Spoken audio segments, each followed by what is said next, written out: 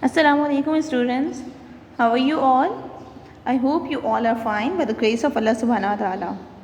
In our previous class we started unit number 5, plants around us, and done book exercises. Today we'll do the copy work.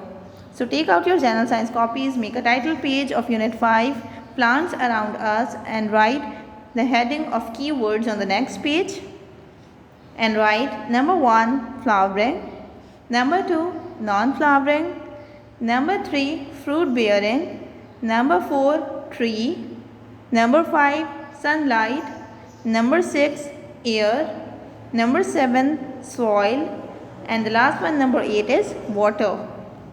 After writing keywords, write the heading of question answers on the next page. Question number 1, what does a plant need to grow well?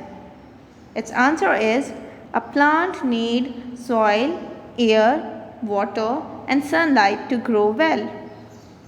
Question number 2, what will happen if you plant a seed, keep it in a dark place, and do not water it? Answer, it will not grow. Okay, now note down the homework. Do keywords and question answers in your copy.